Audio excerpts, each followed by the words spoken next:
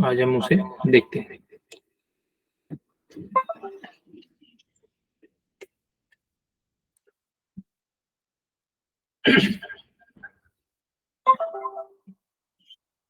तो जैसा कि यहाँ पे लिखा हुआ है introduction to communication skill. Communication skill मतलब आपकी बोलने की कला। तभी कम्युनिकेशन स्किल जो है वो जरूरी क्यों है? तो ये कम्युनिकेशन स्किल इसलिए जरूरी है कि आपको असरदार तरीके से आपका जो मैसेज है उसे आगे वाले को समझाना, उसे कन्वे करना। वो चाहे फिर कोई इंफॉर्मेशन हो, कोई जानकारी हो, कोई आइडिया हो, या फिर आपकी कोई भावना, इमोशंस हो, तो वो अगर आपको एक्सप्रेस करना है या आगे वाले को समझाना है, तो उसके लिए आपको कम्युनिकेशन स्किल मतलब एक बोलचाल की जो कला है वो आपको आनी चाहिए। वो क्यों आनी चाहिए? क्योंकि आपको अपने आप को सामने वाले को एक्सप्रेस करना है कि आप क्या कहना चाहते हैं। तो इसमें क्या आता है कि आपको सबसे पहले तो क्लियरली लिसनिंग आपकी अच्छी होनी चाहिए, मतलब सुनने की कला आपकी अच्छी होनी चाहिए। उसके बाद जो आप बोलते हैं आगे वाले को, तो वो एक्टिवली लिसन, मतलब क्लियरली आपका मैसेज उसके पास जाना चाहिए। आपको जो कहना है वही मैसेज उसके पास कन्वे होना चाहिए, मतलब उसके पास जाना चाहिए। अब इफेक्टिव कम्युनिकेशन मतलब असरदार अगर कम्युनिकेशन बनाना है अपने को, तो ये जरूरी है, क्योंकि हमें अगर हमारे जो कोई पर्सनल रिलेशनशिप, जो अपने घर के रिश्ते होते हैं, उन्हें भी मजबूती मिलती है। जो आपका प्रोफेशनल मतलब जहाँ आप काम करते हैं, जिस एनवायरनमेंट में आप काम करते हैं, वहाँ पे प्रोफेशनल आपको अगर जीत पानी है, मतलब सक्सेसफुल होना है प्रोफेशनल में, तो वहाँ पे भी कम्युनिकेशन अगर आपका अच्छा है तो आपको फायदा मिलता है। उसके बाद जहाँ जिस सोसाइटी में आप रहते हैं, जिस समाज में आप रहते हैं, वहाँ पे भी अगर आपका कम्युनिकेशन अच्छा हो तो आप कंट्रीब्यूशन कर सकते हैं, उनके साथ कोलैबोरेशन कर सकते हैं। अगर कुछ कॉन्फ्लिक्ट हो गए, मतलब किसी के साथ झगड़े वगैरह हो गए, तो उसे भी रिजोल्यूशन करने के लिए और हर चीज को अच्छे से समझने के लिए हमें कम्युनिकेशन स्किल आना जरूरी है। तो ये हो गया अपना इंट्रोडक्शन कम्युनिकेशन स्किल। अब इसके कौन से टाइप्स है? तो इसमें मेन दो दो टाइप आते हैं। एक अपना आता है वर्बल कम्युनिकेशन, दूसरा आता है अपना non verbal communication.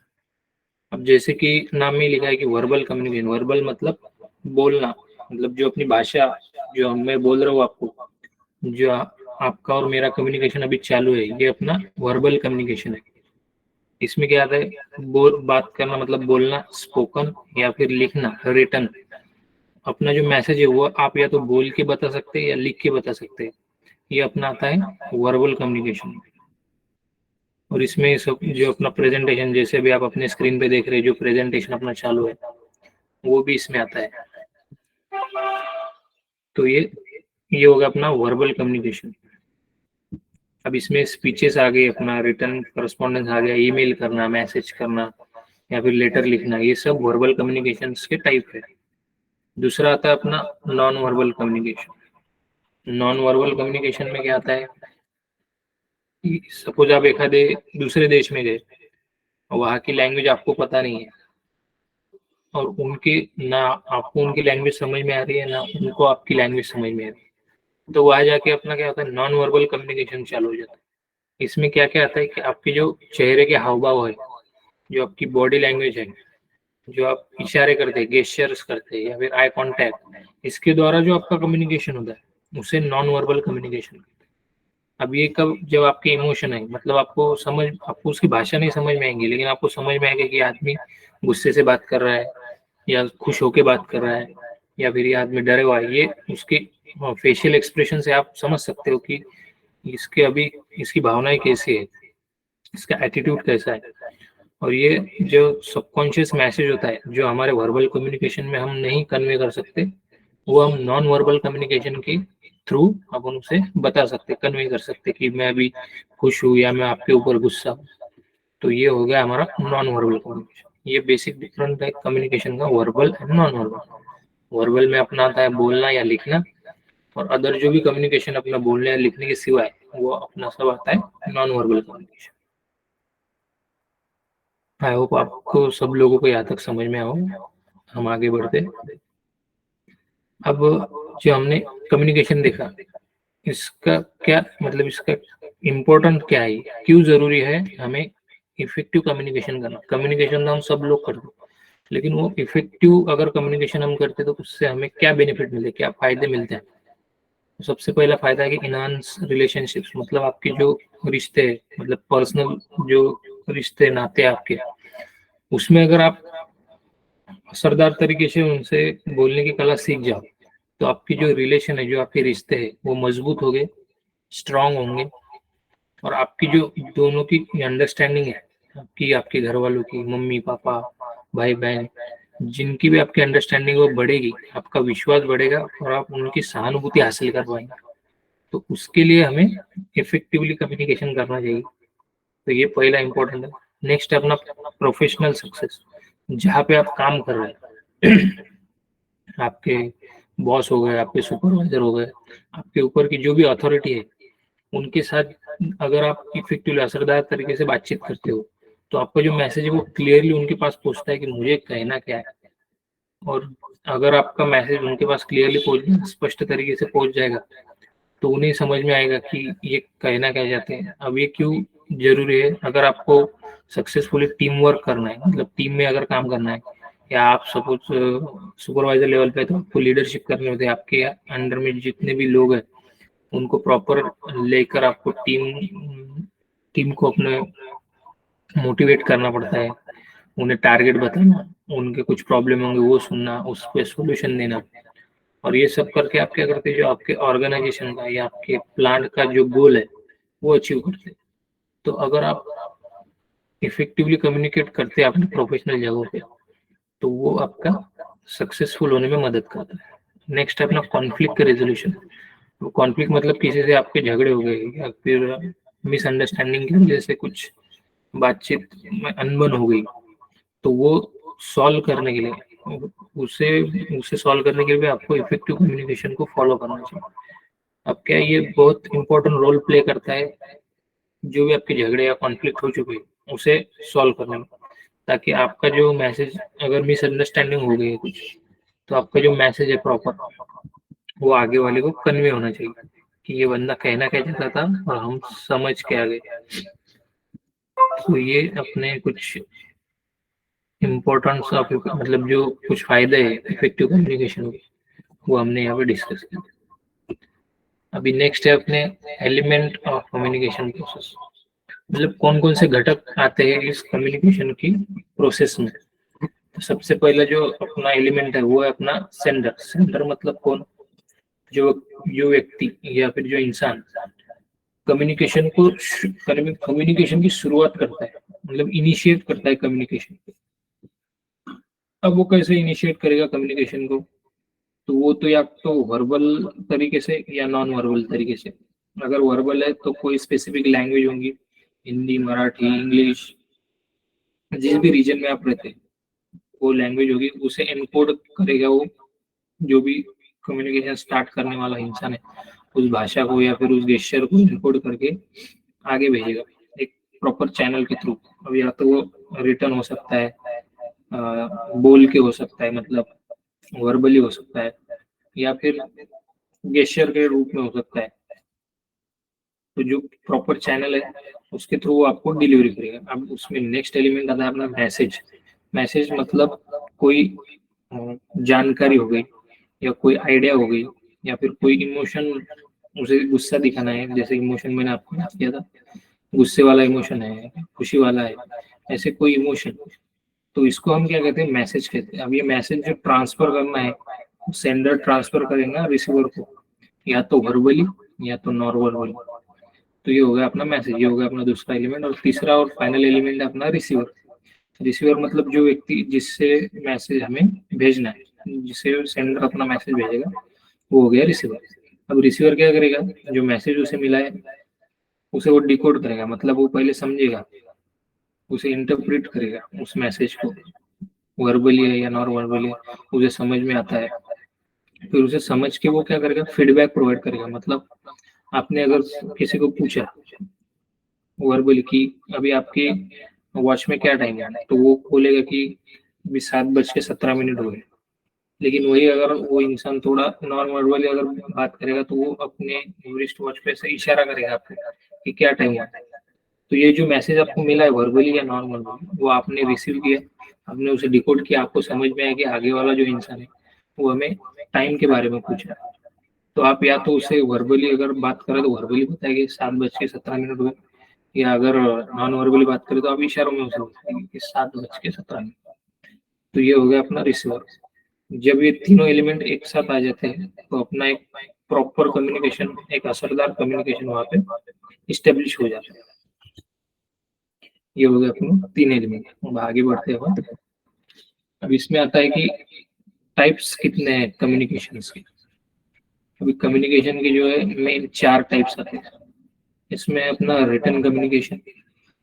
Written communication में क्या आता है, जो भी आप लेटर लिखते हैं या फिर ईमेल भेजते हैं अपने मैनेजर्स को या फिर अपने क्लाइंट को, अपने सप्लायर्स को, उसके बाद आपको रिपोर्ट सबमिट करते हो गए अपने मैनेजर को हो गया, सुपरवाइजर को हो गया, तो ये सारे टाइप आते हैं रिटन कम्युनिकेशन में, क्योंकि आप यहाँ पे लिख के कम्युनिकेट कर रहे हैं, आप बोल के नहीं कम्युनिकेट कर रहे। ये हो गया अपना रिटन कम्युनिकेशन। नेक्स्ट आता है अपना इंटरपर्सनल कम्युनिकेशन, मतलब दो व्यक्ति अगर एक दूसरे से बात कर रहे हैं तो वो आता है इंटरपर्सनल कम्युनिकेशन। अब वो किसी भी तरह से हो सकता है, या तो वर्बली या तो नॉन वर्बली। अब वो फेस टू फेस या फिर वन ऑन वन जो कम्युनिकेशन रहता है बिटवीन टू इंडिविजुअल्स, मतलब दो व्यक्तियों के बीच में अगर वो कम्युनिकेशन चल रहा है तो उसे हम कहते हैं इंटरपर्सनल कम्युनिकेशन। अभी नेक्स्ट टाइप है अपना ग्रुप कम्युनिकेशन। ग्रुप कम्युनिकेशन में क्या आता है, अगर दो से ज्यादा व्यक्ति बात कर रहे हैं, अगर दो से ज्यादा व्यक्ति बात कर रहे हैं तो वो आता है ग्रुप कम्युनिकेशन में, क्योंकि 3 लोगों के मिलके क्या होता है, ग्रुप तैयार होता है। तो वो सब आता है अपना ग्रुप कम्युनिकेशन में। अब इसके एग्जाम्पल क्या है, जैसे हमारे प्लांट में या फिर हमारे ऑर्गेनाइजेशन में कभी कभी मीटिंग होती है या फिर कोई जनरल डिस्कशन होता है, तो वो हो गया अपना ग्रुप कम्युनिकेशन। नेक्स्ट आता है अपना मास कम्युनिकेशन। मास कम्युनिकेशन मतलब अगर बहुत सारी जनता है आपको सुनने वाली, लार्ज ऑडियंस है। अब ये या तो आप मीडिया चैनल, टीवी पे जो आते हैं या फिर रेडियो पे या फिर इंटरनेट पे, हम जिस हमारा मैसेज जिनको कन्वे करना है वो अगर बहुत बड़ी संख्या में है तो वो आता है हमारा मास कम्युनिकेशन। अब ये हमने कम्युनिकेशन देख लिया कि कौन कौन सी कम्युनिकेशन है, क्या इंपॉर्टेंस है उनकी। अभी जो हमें असरदार कम्युनिकेशन करना है, इफेक्टिव कम्युनिकेशन करना है, उसमें क्या रुकावटें आ सकती है, कौन से बैरियर आ सकते हैं। तो सबसे पहला बैरियर है हमारा फिजिकल बैरियर। अब फिजिकल बैरियर में क्या आता है, नॉइस।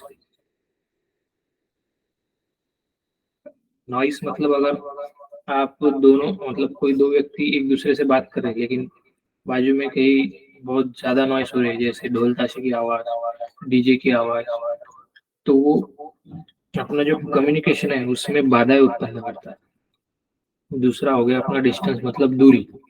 अगर आपकी दोनों की दूरी ज्यादा है तो आपको जो कहना है, जो बात आपको कम्युनिकेट करनी है, वो आप अच्छे से कर नहीं पाएंगे, क्योंकि जो अपना रिसीवर है उसे आपकी बात समझ में नहीं आएगी, दूरी की वजह से उस तक वो बात पहुंच नहीं पाती।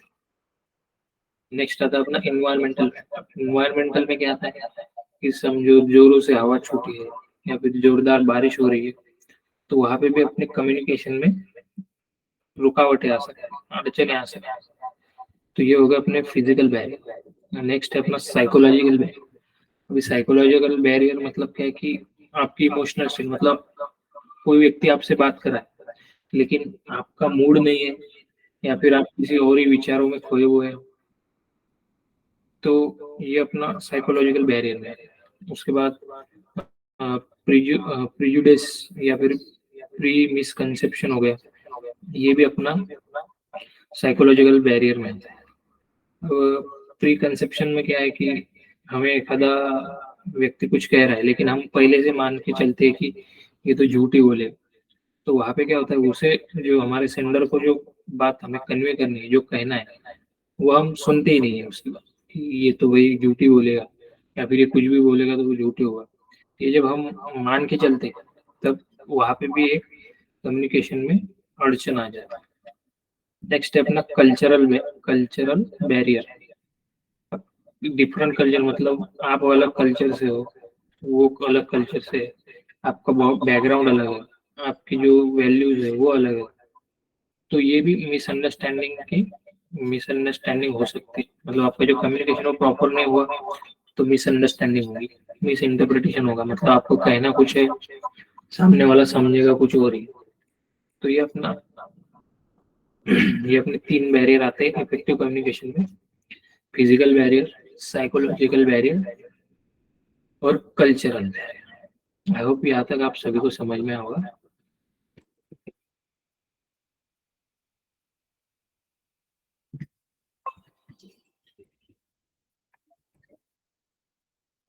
ठीक है, तो आगे बढ़ते हैं हम।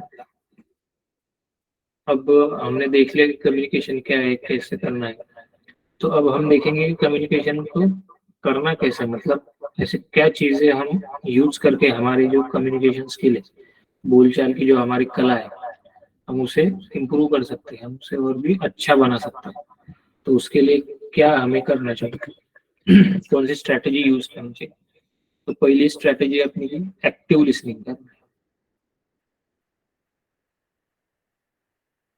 एक्टिव लिसनिंग में क्या आता है आपका, कि जो आपका सेंडर है या फिर जो वक्ता बोलते हैं हमसे, जो बोलने वाला है, जिसने कम्युनिकेशन इनिशिएट करनी, तो उस जो अपना स्पीकर है जिसे हम वक्ता कहते हैं, तो उसके मतलब जो उसे करना है, जो उसके शब्द है, जो उसके विचार है, उस पर प्रॉपर फोकस करना है, उसकी फीलिंग को समझना है, वो कौन सा इमोशन अपने को रिस्पॉन्ड कर रहा है वो प्रॉपरली समझना है।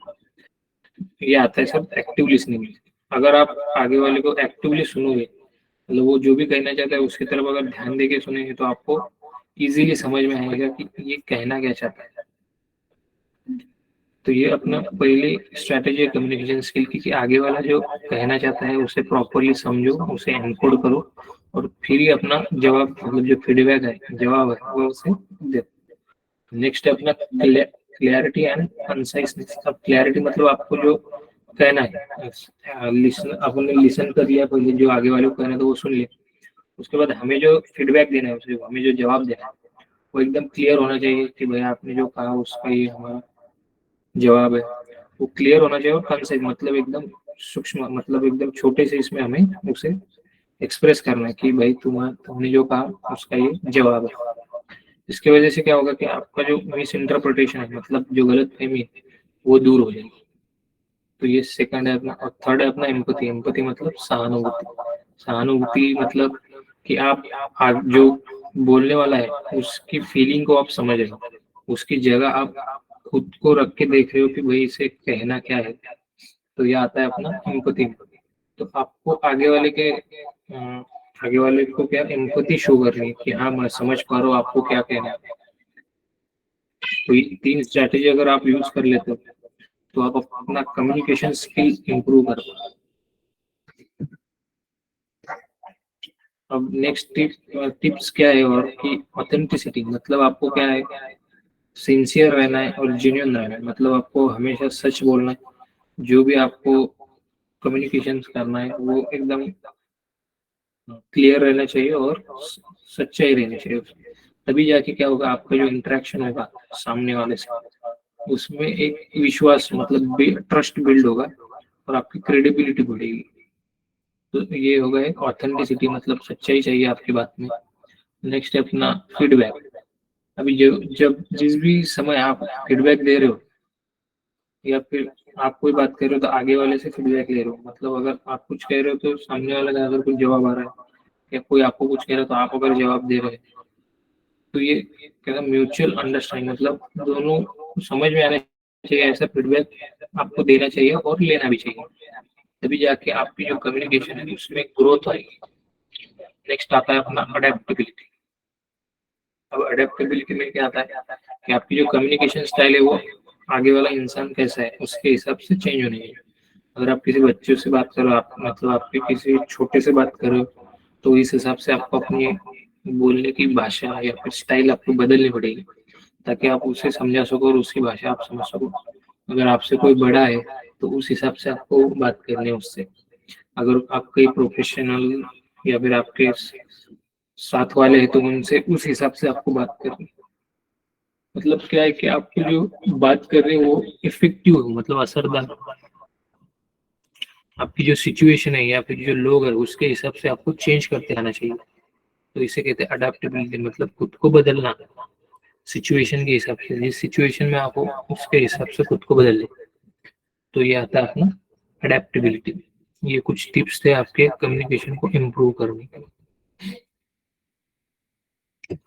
अब जो हमने टॉपिक देखा उसका क्या कंक्लूजन है, तो आपको अगर असरदार तरीके से बोलने और बोलने सीखना है, स्किल डेवलप करनी है, उसकी कला डेवलप करनी है, तो ये एक इफेक्टिव टूल है। अगर आप इसे प्रॉपर तरीके से यूज करते हो तो ये आपकी पर्सनल डेवलपमेंट, मतलब आपकी जो पर्सनल लाइफ है उसमें भी सुधार लाएगी।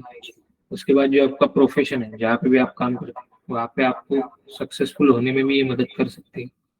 उसके बाद आपकी जो सोशल सोसाइटी है जहाँ पे आप रहते हैं, वहाँ पे भी आपका जो इंटरेक्शन है उसे भी इम्प्रूव कर सकती है।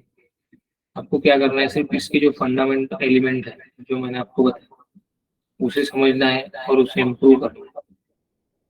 उसके बाद जो बैरियर्स है जो हमने देखे, फिजिकल बैरियर, साइकोलॉजिकल बैरियर, इन बैरियर को समझना है। और अगर ये बैरियर है तो अपना कम्युनिकेशन, इन बैरियर को अवॉइड करके अपना कम्युनिकेशन करें, ताकि आपका जो मैसेज जो आपको भेजना है, जो आपको मैसेज कन्वे करना है, वो प्रॉपरली उस आगे वाले सेंडर को, मतलब जिसको भी आपको मैसेज कन्वे करना है, उसको प्रॉपरली समझ में आना चाहिए कि आपको जो कहना है वही आप कन्वे कर रहे हैं, ना कि आपके कम्युनिकेशन में कुछ मिसअंडरस्टैंडिंग हो।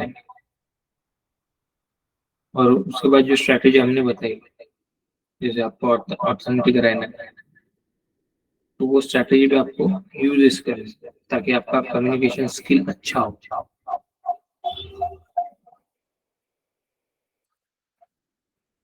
उसके बाद ये कम्युनिकेशन स्किल अच्छा करने की वजह से जो हमने फायदे देखे कि इंडिविजुअल और प्रोफेशनल सक्सेस में आपको, प्रोफेशनल जगह पर भी आपको सक्सेस मिलेगी। उसके बाद आपको जो खुद को एक्सप्रेस करने की जो एबिलिटी, जो क्षमता रहती है खुद को दूसरों के सामने रखने की, वो आपके इसमें डेवलप होती है। उसके बाद जिन लोगों से भी कनेक्ट करते हो, जिन लोगों से भी आप कम्युनिकेशन करते हो, तो उनके साथ आपका मीनिंग, मतलब कुछ तो भी मतलब है, तभी आप जाके कनेक्ट करते हो दूसरे लोग। तो ये होगा इसका कंक्लूजन। आई होप आप सब लोगों को यहाँ तक सब समझ में आया हो।